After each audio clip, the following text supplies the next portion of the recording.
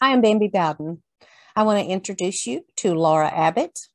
In 2012, Laura was left for dead in a near-fatal domestic violence homicide assault.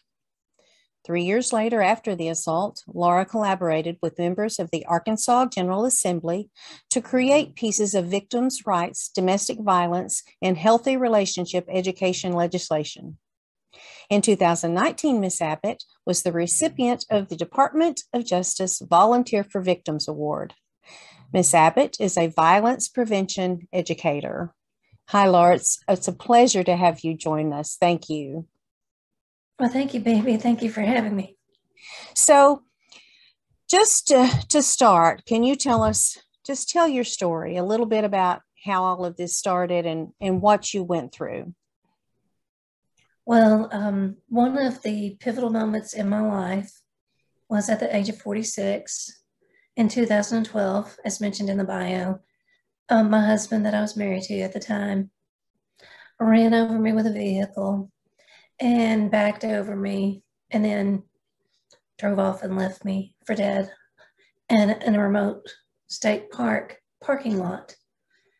And I was severely injured. I had no one available for help that was an obvious person to contact. And there was one cabin next to our cabin. And I'd been run over in the parking lot, as I mentioned. And so I waited till I saw someone walk by a window. It was around 10 o'clock at night. It was dark.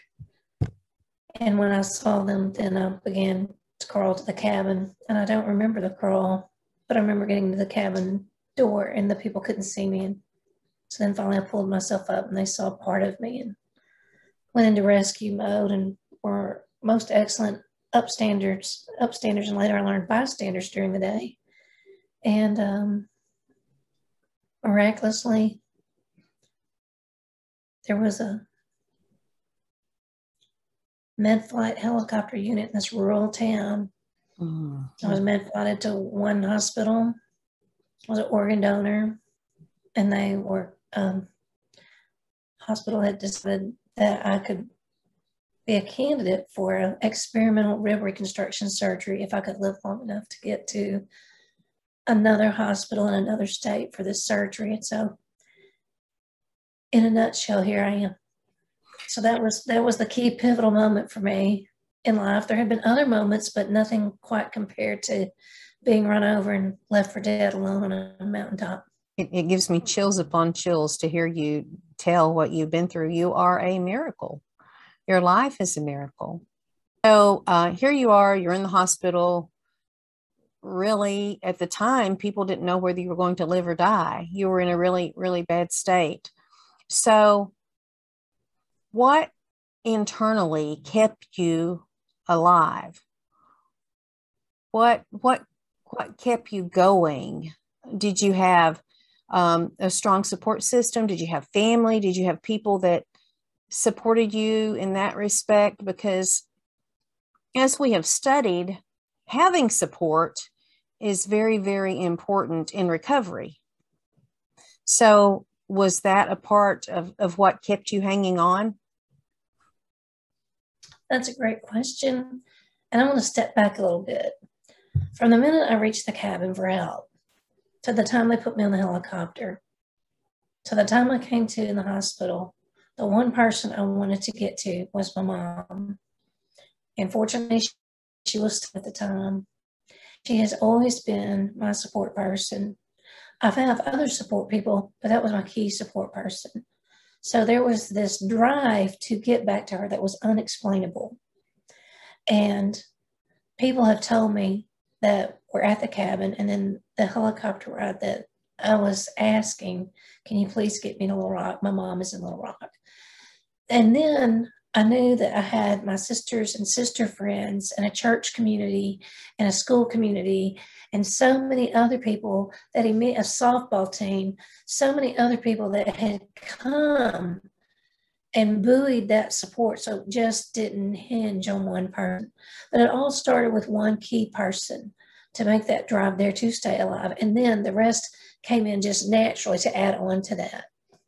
So that was a part of your resiliency then, having the support, even if it started with your mother, then it expanded out from there. So that was a key to it. I love that. I think that's very important. So then after you started to recover and you gained strength and got better, then you became interested in maybe assisting others who might fall into a similar situation, other victims, if you will. So can you talk to us a little bit about that? What you did? Well, once again, my mom had always raised us that if you feel bad, help someone else. It'll help you feel better to help someone else. So after we went through the criminal justice system, there were some gaps in the criminal justice system. And also, as someone who teaches health education, I happened to call a group that worked with victims of crime and asked, how could I help other people who were victims of crime? And the person on the phone said, contact a legislator. So I went home and typed up an email, and as I say, the rest is history. And we, I want to say thank you for all you have done for all the victims. It's been amazing. It's been an amazing journey for you. Laura, I would like to ask you a question. It won't be easy probably to answer because of the magnitude of it, but how has trauma changed your life? This particular trauma was all encompassing because it changed my body physically. It impacted the vagus nerve, which is important, how people deal with trauma response. It impacted me financially. It impacted me spiritually, it impacted me socially and emotionally. One event and rather overwhelming. So I will say over the past several years, because it's at the 10-year mark, is that now the biggest hurdle to the trauma is that people know I experienced one. And sometimes I'm stigmatized or typecast in a box because I've experienced something that horrific. I do believe people can completely heal from traumatic events, no matter how drastic they are. I believe that the human brain is malleable. I believe that the human spirit is ever conquering. Do I think it might take longer? Do I think it might take more skills and more support and more resources and instances? Yes, I do. Just like Hurricane Katrina was very drastic. Other hurricanes had hit New Orleans, but none that drastic, right? For an analogy. I would say that's the biggest drawback now. I do find that for me, I can take things in smaller segments. But to take things in multiple question form or to take them in multiple stressors in a day form, I have to really do a lot more navigating with those situations. So I would say those were the long-term, so far long-term impact, but not permanent impact because I see improvement. Mm-hmm. Yeah, I can imagine that, everything you're going to have to rewrite and rewire. But look at you. I mean, what a tremendous success. I admire you so much. Thank you for sharing.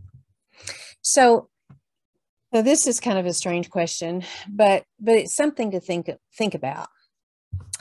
Can you explain how trauma has helped and or hurt the quality of your life? I mean, but the hurt is pretty obvious, but can you find any positive aspects from what you went through? Oh, there's super lots of positives. It's probably a bit unique to say this, but the hypervigilance in the beginning gave me extraordinary amounts of energy that to me seemed almost superhuman. I've noticed that as the hypervigilance subsided, that I became more neutral in my motivation.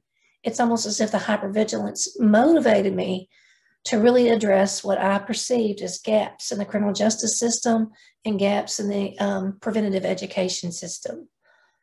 So I will say that. I will say that the traumatic event was a catalyst to help other people. And then by helping other people, that fueled a desire to help other people and help them in my brain heal. And then I found that I still had some competence in areas that I thought I had lost, and I regained those. So it's a matter of making the brain, as you mentioned earlier, set its path back on the strong neural pathways that were positive that it had before. Mm-hmm. Fabulous, fabulous. You're a shining example. Thank you. Thank you. Okay, so what tools have you used that you feel have contributed to your healing?